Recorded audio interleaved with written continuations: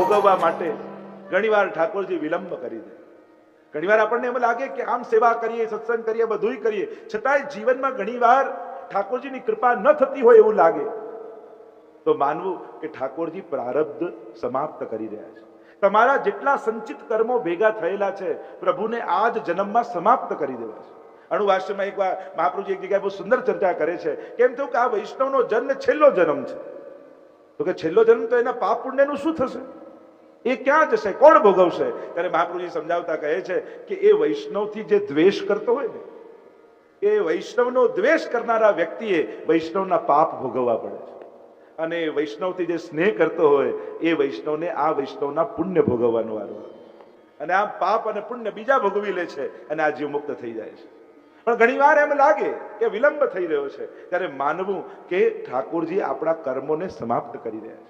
ગોકુલનાથજીના ચરિત્રમાં એવું આવે છે કે એક વૈષ્ણવ રોજ કથા શ્રવણ કરવા માટે આવતો, સૌથી આગળ બેસીને સાંભળતો, પણ ધીરે ધીરે પાછળ બેસવા લાગ્યો. અને એક વાર તો એક દિવસ તો એવો આવ્યો કે સાવ છેલ્લે બેસવા લાગ્યો, અને પછી એવો દિવસ આવ્યો કે આવવાનું જ બંધ થઈ ગયું. ગોકુલનાથજીએ પૂછ્યું કે પેલા વૈષ્ણવ કેમ નથી દેખાતા, પહેલા તો આગળ બેસતા. ત્યારે કોઈએ કહ્યું કે એને ચર્મ રોગ થયો છે, અને એવો રોગ થયો છે કે એના શરીરમાંથી દુર્ગંધ નીકળવા લાગી છે, અને એટલા માટે ધીરે ધીરે પાછળ બેસતો ને આવવાનું બંધ કરી દીધું છે. ગોકુલનાથજી કહ્યું, અરે મને એકવાર કહ્યું હોત તો એને સ્પર્શ કરત અને એનો રોગ દૂર થઈ જાત. લાવ હું એના ઘરે જાઉં અને એનો રોગ મટાડી દઉં. અશ્વ પર સવાર થઈને ગોકુલનાથજી એના ઘર જવા માટે નીકળ્યા, અને પેલા વૈષ્ણવને સમાચાર મળ્યા કે ગુરુદેવ પધારી રહ્યા છે, અને દ્વાર ખોલી અને પેલો વૈષ્ણવ તો ભાગ્યો દૂર. પેલો દૂર ભાગતો જાય ને ગોકુલનાથજી એની પાછળ આવે કે ઉભો રે તારો રોગ દૂર કરું, ઉભો રે તારો રોગ દૂર કરું. બીમાર હતો એટલે બહુ દોડી ન શક્યો, નીચે પડી ગયો, ને ગોકુલનાથજી નિકટ આવ્યા ત્યારે પેલા વૈષ્ણવે બે હાથ જોડીને કહ્યું કે કૃપાનાથ ક્ષમા કરજો, પણ આપે આવો શ્રમ લેવો પડે, અરે તને અડીશ તારો રોગ જતો રહેશે. ત્યારે વૈષ્ણવ કહેવા લાગ્યો કે આ તો અમારા પ્રારબ્ધના ભોગો છે, અમને ભોગવી લેવા દો, પણ અમારા શ્રમ માટે આપને જો શ્રમ આપીએ તો અમારી વૈષ્ણવતા જાય. પ્રભુ આપની કૃપાથી મારા કર્મો સમાપ્ત થઈ રહ્યા છે. હું તો દુઃખને પણ એ રીતે જોઉં છું કે હું મારા પાપોને ખતમ કરી રહ્યો છું. દુઃખ આવે ને ત્યારે થોડાક રાજી થવું કે ચલો એક પાપ ગયું, અને સુખ આવે ત્યારે થોડાક દુઃખી થવું, અરે મારું એક પુણ્ય ગયું, લાવ બીજું બાંધી લઉં. દુઃખ આવે ત્યારે રાજી થવું, જો કેવા પાપ સમાપ્ત થઈ રહ્યા છે, આ બધા જઈ રહ્યા છે, હું શુદ્ધ થઈ રહ્યો છું, હું પવિત્ર થઈ રહ્યો છું, હું પાપ મુક્ત થઈ રહ્યો છું. મનને તૈયાર કરવું દુઃખ સહન કરવા માટે. અને પુણ્ય આવે ત્યારે મનમાં થોડો ખેદ રાખો, અરે મારા પુણ્યો ખતમ થઈ રહ્યા છે, સુખ ભોગવાઈ રહ્યા છે અને પુણ્યો જઈ રહ્યા છે, પછી અવસરો ગોતવા નવા પુણ્યો કરવાના. આમ શ્રી હરિરાય મહાપ્રભુજી સુંદર રીતે સમજાવ્યું છે. 10મા શિક્ષાપત્રને વિરામ આપીએ. 11મું શિક્ષાપત્ર 6 શ્લોકમાં શ્રી હરિરાય મહાપ્રભુજીનો મુખ્ય વિષય છે કે કર્તવ્ય ચતુષ્ટયનું નિરૂપણ શ્રી હરિરાય મહાપ્રભુજી આમાં કર્યું છે. વૈષ્ણવના કર્તવ્યો કયા છે એને સમજાવતા પ્રથમ શ્લોકમાં હરિરાયજી આજ્ઞા કરે. કર્તવ્ય ચતુષ્ટયની વાત કરી. મેં પહેલું કર્તવ્ય વૈષ્ણવનું કહ્યું કે મહાપ્રભુજીના ચરણારવિંદમાં અનન્યતા દ્રઢતા રાખવી. શ્રી વલ્લભના ચરણારવિંદની કૃપા થકી જ ઠાકોરજી કૃપા કરશે, અને એટલા માટે જીવનું પહેલું કર્તવ્ય શ્રી મહાપ્રભુજીની આજ્ઞામાં રહેવું. આ આજ્ઞામાં જીવવું એ વૈષ્ણવતાનું ગૌરવ છે. ઘણી વાર લોકો અમને પણ મળે ને વિદેશમાં, એમ કે આપને એવું બંધન ના લાગે કે કાયમ આ રીતે રહેવાનું, આમ આજ પહેરવાનું, આ રીતે જીવવાનું, આવા બંધન ના લાગે. અમને ગૌરવ લાગે કે અમે મહાપ્રભુજીની આજ્ઞામાં જીવી રહ્યા છીએ. સાધારણ વ્યક્તિ માટે નિયમો બંધન છે, ભક્તો માટે ગૌરવ છે કે મારો ઠાકોરજી રાજી થાય એ રીતે હું જીવું છું. સાધારણ વ્યક્તિને તિલકમાં શરમ આવે, કંઠીમાં બંધન લાગે, વૈષ્ણવને આનંદ થાય, ભગવાનનું ચરણ મેં મારા માથે પધરાવ્યું છે, પ્રભુને પ્રિય એવી તુલસી હું ધારણ કરું છું. ભક્ત માટે આ ગૌરવની બાબતો છે. અને એટલા માટે જ્યારે કાંઈ પણ ધર્મ કાર્ય તમે કરતા હો તો શરમાતા નહીં. આ તમારા વૈષ્ણવી જીવનના ગૌરવો છે કે તમે તમારા ગુરુની આજ્ઞામાં જીવો છો. આનાથી વિશેષ બીજું ગૌરવ શું? એક ગુરુની પાસે એક બ્રહ્મ સંબંધ લીધું ને શિષ્ય થયા અને ગુરુનું ચિત્ર આપ્યું. 1 વર્ષ પછી પાછા ગુરુદેવ એના ઘરે આવ્યા અને કહ્યું કે સેવાનો ઓરડો બતાવ. જોયું તો સેવાના રૂમમાં આટલું નાનકડું એક નાકનો ફોટો હતો. બીજું કઈ નાકનો ફોટો કોનો? કે ગુરુદેવ આપનો ફોટો છે. કે એ તો આખું ચિત્ર હતું, ખાલી નાક ક્યાંથી? કે ના, ફ્રેમ નાની હતી ને તો કાપ્યો તો આટલો જ રહ્યો. ગુરુએ કહ્યું સારું થયું નાક તો રહેવા દીધી તે. તો ફ્રેમ પ્રમાણે ફોટા ન રખાય, ફોટા પ્રમાણે ફ્રેમ લવાય. એમ ગુરુની આજ્ઞાને કાપ કૂપ કરી આપણી બુદ્ધિની ફ્રેમ પ્રમાણે ન ચલાય. એણે જે આજ્ઞા કરી હોય એવી બુદ્ધિ બનાવાય.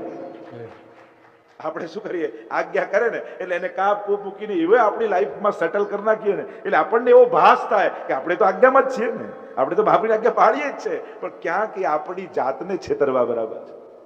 એણે જે આજ્ઞા કરી એવી બુદ્ધિ વિશાળ કરાય, એની આજ્ઞાને કાપ કૂપ મૂકી આપણી બુદ્ધિની પ્રેમમાં ન સજાવે. એમ શ્રી હરિરાય મહાપ્રભુજી આજ્ઞા કરે છે. આગળ કહ્યું વૈષ્ણવના ચતુર્વિધ ચતુષ્ટય કયા છે, કર્તવ્ય ચતુષ્ટય, અને સુંદર આજ્ઞા કરતા શ્રી હરિરાયજી કહે 4 કર્તવ્યની વાત કરી. સૌથી પહેલા મહાપ્રભુજીના શરણનો આશ્રય કરી આ 4 કર્તવ્ય વૈષ્ણવ એ સિદ્ધ વૈષ્ણવના લક્ષણ છે. પહેલું કહ્યું ગુણગાન. ભગવત ગુણગાન સદાય વૈષ્ણવની જીવવા ઉપર રહેવું જોઈએ. સતત ભગવદ નામ, ભગવત ગુણગાન. અને એક વસ્તુ યાદ રાખો, ભગવાનનું ગુણગાન છોડશો ને તો કોઈની નિંદા કરવાનો તક તમે તમારા મનને આપી રહ્યા છો, અવસર આપી રહ્યા છો. કારણ કે એક વસ્તુ યાદ રાખો, મન કોઈ પલડે તો બેસશે જ. સારું નહીં વિચારો તો ખોટો વિચાર આવવાનો જ છે. આ સમજી લેજો. મન એમને એમ નથી રહેતું. મન સબ્જેક્ટ વગર નથી રહેતું, વિષય વગર નથી રહેતું. એને કોઈ ને કોઈ સબ્જેક્ટ તમે નક્કી કરીને નહીં આપો તો એ ખોટા સબ્જેક્ટો ગોતી લેશે. સીધી સાદી વાત છે, સત્કર્મ નહીં કરો તો પાપ થશે જ. તમે માનતા હો કે હું ભગવાનનું નામ નથી લેતો પણ પાપ ક્યાં કરું છું, કોઈ પણ ઘડીએ પાપમાં તમે પ્રવૃત્ત થઈ જશો જો ભગવાનના નામનું તાળું મુખમાં નહીં મારી રાખો. અને એટલા માટે ગુણગાનમ ગિરધર હી ગુણગાન મેરે તો ગિરિધર હી ગુણગાન. શ્રી મહાપ્રભુજી આજ્ઞા કરે છે, ગુણગાનમાં જે સુખ મળે છે એ નિરાકાર બ્રહ્મના ઉપાસક એવા સુખદેવજી આદિને પણ અનુભવ નથી થતા. પરમ સુખ પ્રભુનું ગુણગાનમાં કહ્યું છે. એટલે વૈષ્ણવે એની વાણીનો ઉપયોગ જો અન્ય જગ્યાએ કરીએ ને એને વાપરી કહેવાય, અને ભગવાન નામ લઈએ, ભગવદ નામ, એને ઉપયોગ કહેવાય. આપણે વાણીને વાપરવી નથી, આપણે વાણીનો ઉપયોગ કરવો છે. એટલે ઉપભોગમાંથી કાઢી ઉપયોગ તરફ લઈ જવું. પ્રભુના ગુણગાન દ્વારાનું કલ્યાણ છે. ગુણગાનમ તથા દુઃખ ભાવનમ. બીજું કર્તવ્ય કહ્યું વિરહ ભાવ. હૃદયમાં તાપ પ્રગટે, પ્રભુ ક્યારે કૃપા કરશે, ક્યારે મળશે, એમની કૃપા ક્યારે થશે. ગુણગાનમ તથા દુઃખ ભાવનમ દૈન્યમ. તો ત્રીજું કહ્યું દીનતા. દીનતા એ સર્વ સેવાઓનું ફળ છે. તમારી સેવા ઠાકોરજી સ્વીકારી રહ્યા છે એનું પ્રમાણ શું કે દિવસે દિવસે તમારી અંદર દીનતા વધતી જાય. અને દીનતા એટલે દયા નહીં હો. દયા ખાઈને નમ્ર બન્યા રહેવું એ દીનતા નથી. દીનતા તો પ્રગટે છે, એ ફલરૂપા છે. વાણી વિચાર વ્યવહાર ત્રણેયની દીનતા કહી છે. વૈષ્ણવની વાણી કેવી હોય, વૈષ્ણવ કેવું વિચારવું, વૈષ્ણવનું આચરણ કેવું હોય. વૈષ્ણવ તો બોલે ને તોય ખબર પડી જાય કે આ વૈષ્ણવ લાગો છે. એની વાણી એનો પરિચય છે. દૈન્ય તથા ત્યાગ. લૌકિક વૈદિક આદિનો ત્યાગ. પ્રભુ સુખ માટે આ 4 કર્તવ્યોની ચર્ચા કરી છે. આગળ 12મા શિક્ષાપત્રમાં 16 શ્લોક દ્વારા શ્રી હરિરાય મહાપ્રભુજીએ કૃપા કરી વિરહ ભાવના દ્વારા ભગવત સ્મરણ એ મુખ્ય વિષય બતાવ્યો છે. અને કઈ રીતે એ સ્વામિનીજી પ્રભુનો વિરહ ભાવ કરે છે એનું આખું વર્ણન અદ્ભુત રીતે આ શિક્ષાપત્રમાં બતાવ્યું છે. જો આપણા હૃદયમાં પ્રભુ પ્રત્યે તાપ ન જાગતો હોય તો આ 12મા શિક્ષાપત્રનો રોજ પાઠ કરવો જોઈએ. એનાથી આપણા હૃદયમાં ભગવત વિરહ, ભગવત તાપનું પ્રાગટ્ય થાય છે. કયું બીજા શ્લોકથી 15મા શ્લોક સુધી પ્રભુના 64 નામોનું રટણ કર્યું છે. અને 4 સ્વામીજી અને 16 શણગાર એમ કહીને 64 નામ. એ પ્રકારે 4 યુથ, 4 સ્વામીની અને 16 શણગાર એમ કરીને 64 નામોનું વર્ણન કર્યું છે. 50 નામ એમાંથી સંયોગાત્મક છે અને 14 નામ એ વિપ્રયોગાત્મક છે. પહેલા શ્લોકમાં શ્રી હરિરાય મહાપ્રભુજી આજ્ઞા કરે છે કે સ્વામીજીએ જે વચનો કહેલા છે અને તે વારંવાર ચિત્તમાં ધારણ કરવાથી એ વિરહની પ્રાગટ્ય હૃદયમાં થાય છે. એવા ફલાત્મક આ નામો છે. વિરહના સમયે સ્વામીજી આ નામોનું ઉચ્ચારણ કરે છે અને એ નામ શ્રી હરિરાયજી કૃપા કરીને આ શિક્ષાપત્રમાં લખ્યા છે. અહીંયા છેલ્લે 16મા શ્લોકમાં શ્રી હરિરાયજી આજ્ઞા કરે છે કે સ્વામીજી સદાય આ રીતે ભગવત નામોનું દાન કરે છે અને આપણે પણ અહર્નિશય ભાવના કરવી જોઈએ એમ આજ્ઞા કરી. આગળ 13મા શિક્ષાપત્રમાં 11 શ્લોકમાં શ્રી હરિરાય મહાપ્રભુજી સર્વ સ્થળેથી ચિત્તને નિવૃત્ત કરી અને એક પ્રભુમાં સ્થિર કરવો, ચિત્તનો નિરોધ કરવો. આ વિષયથી આ શિક્ષાપત્ર આપ લખે છે. અને મહાપ્રભુજી શ્રી હરિરાય મહાપ્રભુજી પહેલા જ શ્લોકમાં આજ્ઞા કરતા કહે, કાલ ઘણો વિકટ આવ્યો છે, વિપરીત કાલ ચાલી રહ્યો છે, સમય અનુકૂળ નથી અને આપણે ધર્મ કરવો છે. લહેરો અને પવન વિરોધ દશામાં છે અને આપણે નૌકાને પાર ઉતારવી છે. શું કરવું જોઈએ? આ કાલથી લડવા માટે યા કાલને તરવા માટે જીવે શું કરવું જોઈએ? તો શ્રી મહાપ્રભુજીનો આશ્રય કરે તો આ કાળમાંથી તરાય છે. તેને કાળ કર્મ નવ બાંધે રે, યમતે શિર ધનુષ ન સાંધે રે, એવો માર્ગ શ્રી વલ્લભ વર્ણો, જા નહીં પ્રવેશ વિધિ હરનો. એમ કહી ત્રીજા શ્લોકમાં સત્સંગ એ દુર્લભ છે એમ કહેતા શ્રી હરિરાયજી તૃતીય શ્લોકમાં આજ્ઞા કરે. હરિરાય મહાપ્રભુજી હૃદયમાં તાપ કરે છે કે અહીંયા સત્સંગ બહુ દુર્લભ છે, ગોતે ગોતે મળતો નથી અને દુસ્સંગ સામેથી આવી જાય છે. ન જોઈતો હોય તોય આવી જાય છે, ન બોલાવ્યો હોય તોય આવી જાય છે, ન ગમતો હોય તોય આવી જાય છે. ગઈકાલે જ કહેતો હતો ને કે પેલો ચેપી રોગ લાગે ની બાજુમાં બેસો તો ચેપ લાગી જાય, પણ પહેલવાનની બાજુમાં બેસો તો તમે પહેલવાન ન થઈ જાઓ. એના માટે તો જાતે જ કસરત કરવી પડે, જાતે જ મહેનત કરવી પડે. એટલે એક વસ્તુ યાદ રાખજો, લૌકિક સામેથી આવશે અને અલૌકિક તમારે સામેથી જઈને મેળવવાનું છે. તમારે પ્રયાસ કરીને મેળવવાનું છે, કોશિશ કરવાની છે. આપણે ઊંધું કરીએ છીએ, લૌકિક માટે મહેનત કરીએ છીએ, અલૌકિક એ તો ઠાકોરજી કૃપા કરશે ને ત્યારે કરીશું. એટલે ભગવાનને હંમેશા ભગવાન ભરોસે જ મૂકી દઈએ છીએ. હંમેશા અલૌકિક માટે એમ કહે કે પ્રભુ કૃપા કરે ત્યારે, અને લૌકિક હું નહીં કરું તો નહીં થાય. અને એટલા માટે આ વિવેક રાખજો, આ વસ્તુ હંમેશા યાદ રાખજો. અલૌકિક મારે સામેથી જઈને સાધવાનું છે. તમે કથામાં અહીંયા નહીં આવો તો આખો પંડાલ લઈને અમે બધા તમારા ઘરે નથી આવવાના, તમારે પંડાલમાં આવવાનું છે. મારે અલૌકિક સાધવું છે, મારે ધર્મ શીખવો છે, મારે સેવા કરવી છે. તમારો સંકલ્પ તમને કરાવશે, પણ એવી કોઈ કલ્પનામાં બેઠા રહેશો કે ક્યારેક થશે, તો એવું થવાનું નથી.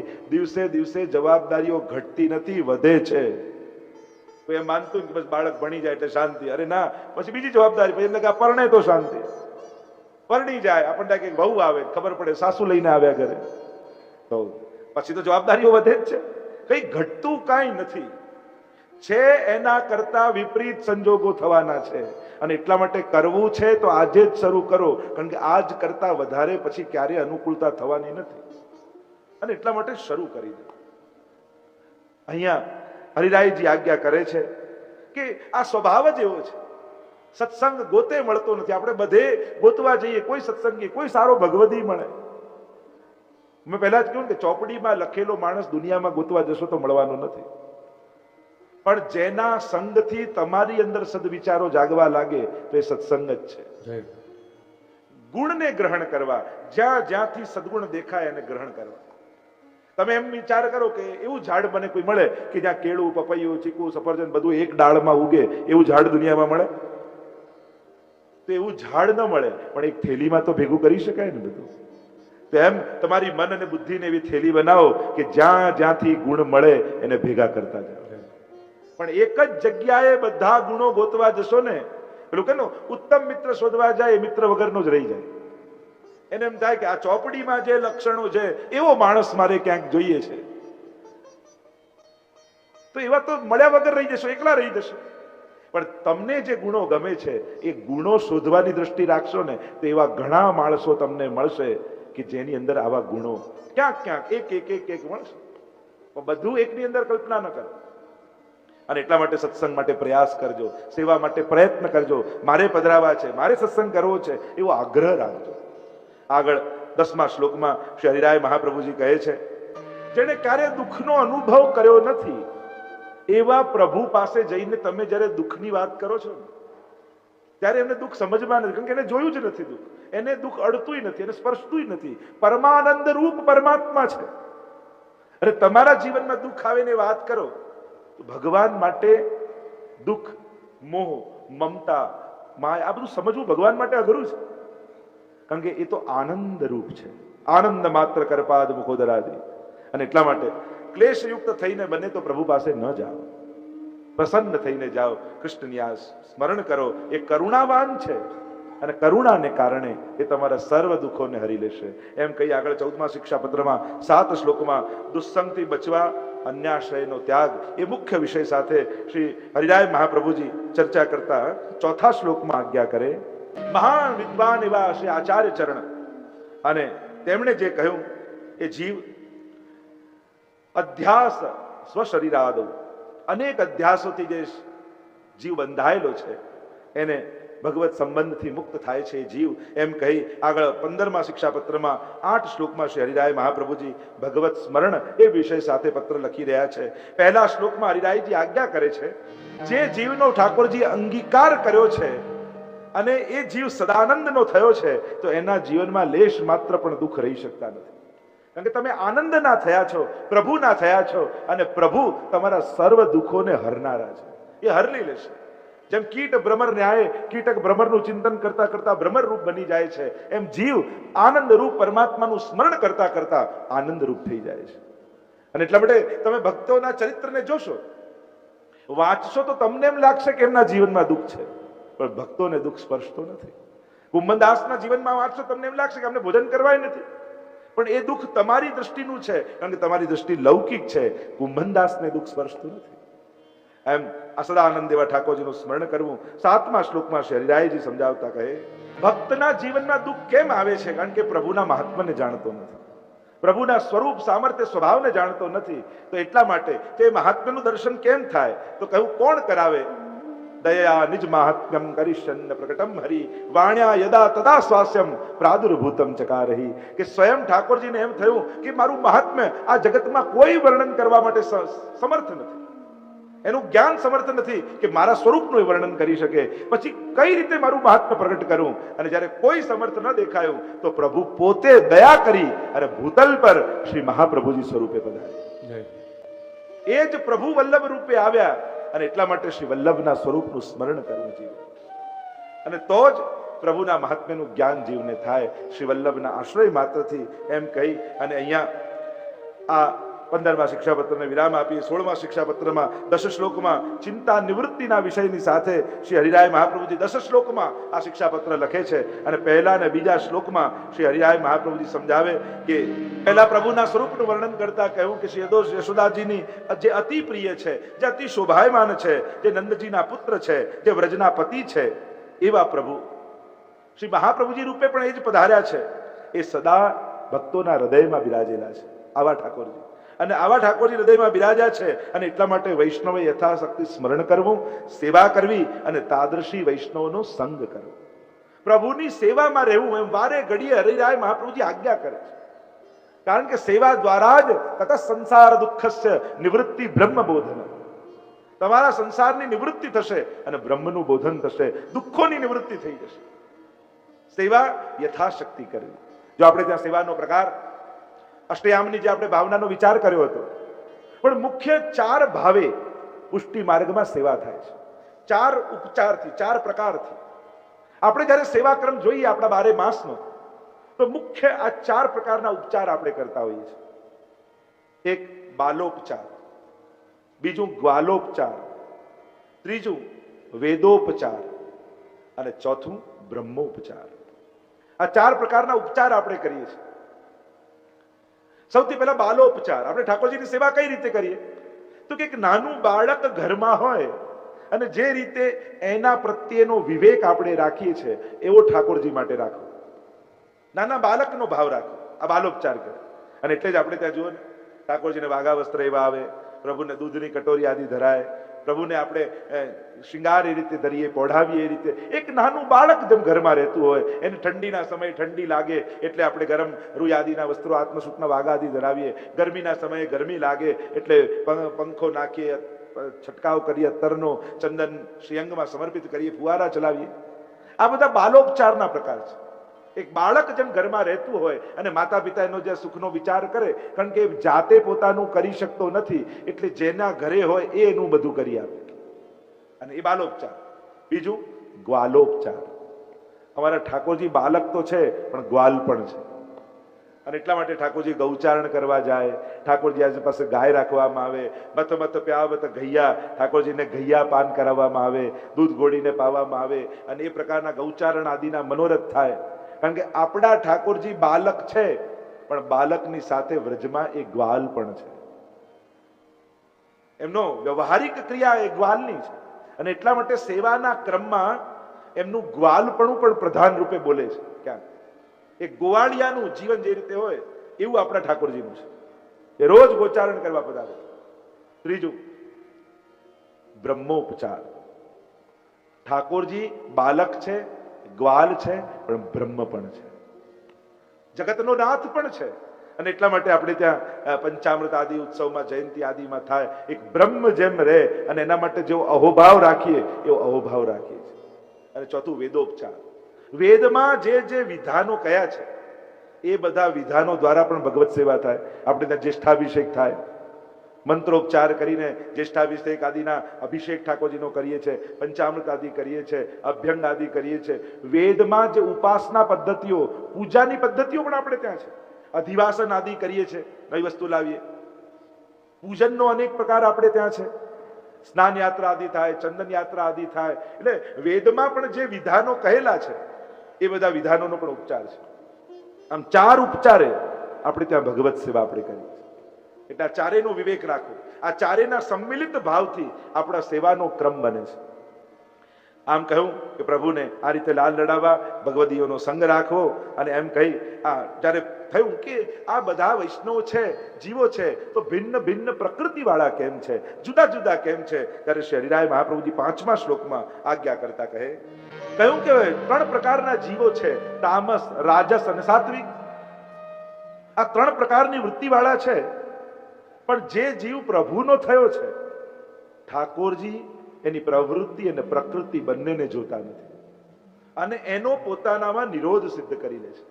જેમ દશમસ્કંદના પ્રારંભમાં જ આવ્યું, મહાપ્રભુજી સુંદર કારિકા લખી કે સ્વભાવસ્તન્યથા ભાવો ન વૈ શક્ય કથંચન અતઃ ત્રિવિધ જીવેશુ ત્રિવિધા ભગવત કૃતિ.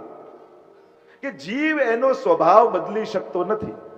એક વસ્તુ યાદ રાખો, તમે ગમે તેટલા ક્રોધી હો, લોભી હો, દ્વેષી હો, ગમે તેવો તમારો સ્વભાવ હોય, પણ તમે સેવાના અધિકારી તો છો જ. તમારા સ્વભાવને કારણે તમારો સેવાનો અધિકાર છીનવાઈ નથી જતો. ઘણા લોકો એમ કે ભલે એને સેવા કરે પણ કેવો ક્રોધી છે. અરે આમ ન વિચારે, એમ વિચાર કરાય, આટલો ક્રોધી છે છતાંય સેવા છોડતો નથી. સાર તો આ રીતે કઢાય, આપણે ઊંધો કાઢીએ. આ ભલે કીર્તન ગાય, કેવો લોભી છે, એમ વિચારાય કે ભલે લોભી છે, કીર્તન બહુ સુંદર ગાય છે. આ ભાવના, આ વિચાર સાર લેતા માણસે શીખવું. સદગુણોને આગળ રાખી દુર્ગુણોને પાછળ રાખવા. આપણે જ્યારે કોઈ વ્યક્તિ પાસે જઈએ છીએ ને, સૌથી પહેલા એના દુર્ગુણોને જોઈએ છીએ અને પછી વિચારીએ છીએ કે હવે સ્વીકારવો કે નહીં. સ્વીકારી નથી શકતા. અહીંયા કહ્યું સ્વભાવસ્તન્યથા ભાવો પ્રભુ, કારણ કે 10મા સ્કંદમાં પ્રારંભમાં કે બભૂવ પ્રાકૃત શિશુ. તો કે આ પ્રાકૃત શિશુ છે કે ના, ભક્તોની પ્રકૃતિને અનુકૂળ થઈને જે લીલા કરવાનો છે એ આ પ્રાકૃત શિશુ છે. પોતાના સ્વભાવને છોડી ભક્તોનો જેવો ભાવ છે એ રીતે આ પ્રભુ લીલા કરશે. અને એટલા માટે કારિકામાં કહ્યું, જીવ એનો સ્વભાવ બદલી શકતો નથી.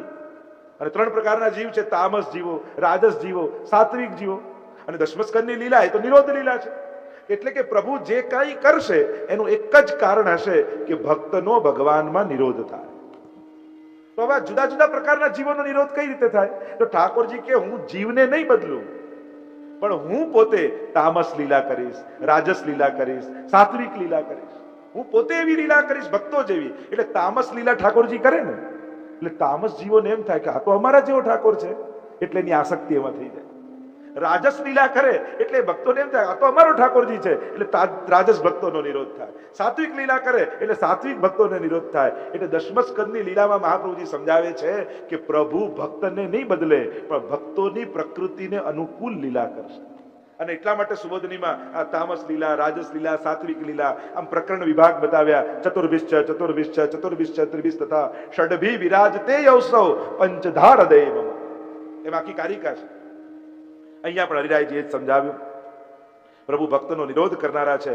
17મા શિક્ષાપત્રમાં 10 શ્લોકમાં સમજાવ્યું વૈષ્ણવી જીવન માટે આવશ્યક ત્યાગ અને અત્યાગ, શું છોડવું અને શું ન છોડવું એ સમજાવતા શ્રી હરિરાય મહાપ્રભુજી અનેક પ્રકારથી સમજાવે છે. અને પહેલા શ્લોકમાં કહ્યું 2 પ્રકારના ત્યાગની વાત મહાપ્રભુજી કરે છે, મુખ્ય અને ગૌણ. એમ શ્રી હરિરાયજી આજ્ઞા કરતા 7મા શ્લોકમાં આજ્ઞા કરતા કહ્યું, હરિરાયજી આજ્ઞા કરે છે કે ચિત્તનો ભગવાનમાં નિરોધ કરવો છે તો સાવધાની જીવે શું રાખવી કે દુસ્સંગના દોષથી મન શિથિલ ન થવું જોઈએ. દુસ્સંગ એટલે કોણ? અનેક અનેક પ્રકારની વ્યાખ્યા હરિરાયજી આપણને આપે છે. એક બીજી વ્યાખ્યા આપણને મળી, દુસ્સંગ એટલે કે જેના સંગથી મન નબળું પડી જાય એ દુસ્સંગ છે. મનને જે કમજોર કરી નાખે. અને આપણે જયારે બધું સ્વીકારવા થઈ જઈએ છીએ ત્યારે મન નબળું થઈ જાય છે. મનના કોઈક આગ્રહો હોવા જોઈએ, મનના કોઈ નિયમો હોવા જોઈએ, બાકી તો મન ભગાડે રાખે. ઘણી વાર આપણને પ્રશ્ન થાય કે આ મન બધે દોડાવે છે કે ઇન્દ્રિયો દોડાવે છે? દેખાય ઇન્દ્રિયો, ઈચ્છા મનની હોય. વાંક કોનો? આપણે બધા જ દંડ ઇન્દ્રિયોને આપીએ છીએ, પણ દોડાવનારું તો મન જ છે. મન જ ભગાવે છે ઇન્દ્રિયોને.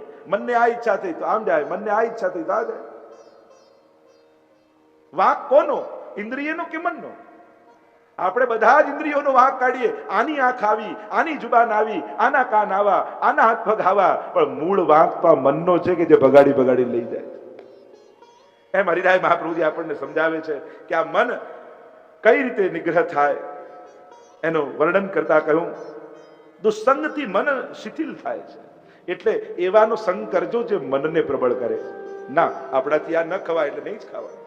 આપણી ઈચ્છા જ ના થવી જોઈએ. અને વિચાર કરો કે જે વૈષ્ણવ થઈ નાના નાના સંકલ્પો ન જીવી શકે એ ભગવાન મેળવવાની વાત કયા મોઢે કરે? સંકલ્પિત થજો સત્કાર્યમાં, સદવૃત્તિમાં, સારા સંકલ્પોને સત્સંગનું બળ આપતા રહેજો. અને બીજું કહ્યું, એક તો મન શિથિલ થાય છે અને આ કાળ દોષને કારણે ભગવાનમાં અવિશ્વાસ જાગે છે. જો ભગવાનમાં શ્રદ્ધા ઉઠાવનારા આપણને રોજ કોઈને કોઈ મળી જાય છે, કોઈ છાપામાં, કોઈ ટીવીમાં કે ક્યાંક ને ક્યાંક તમને આ કાળનો પ્રભાવ એવો છે ને, ક્યાંક ને ક્યાંક તમને એવું મળ્યા કરશે જેનાથી તમારી શ્રદ્ધા ડગે. આ કાળનો પ્રભાવ છે. અને એટલા માટે માણસે સદાય જાગ્રત રહેવું. કોઈ આપણને એમ કે તમારી દુકાન ચાલે, અમને ગમતી નથી, બંધ કરી દો, તો આપણે દુકાન બંધ કરી દઈએ છીએ. પણ સેવા માટે કોઈ થોડું બોલે ને, આવું કહ્યું, હવેથી હું સેવા નહીં કરું, જાઓ. અલૌકિક તરત મૂકી દે. એક વસ્તુ યાદ રાખજો, કોઈ તમે સારી સંસ્થામાં, સારા કાર્યમાં, કોઈ સમાજ સેવાના કાર્યમાં પ્રવૃત્ત હો તો કોઈ પણ નાદાન સાધારણ વ્યક્તિના કહેવાથી પોતાના સત્કાર્યો છોડતા નહીં. નહીં તો એટલું સરસ કાર્ય આપણે કરતા હોઈએ સમાજમાં અને કોઈ થોડું કંઈક બોલી જાય, હવે હું નહીં આવું, હવે હું કામ નહીં કરું. પણ પેલો મૂર્ખ વ્યક્તિ, પેલો નાદાન વ્યક્તિ, એને બોલવાની કિંમત કેટલી?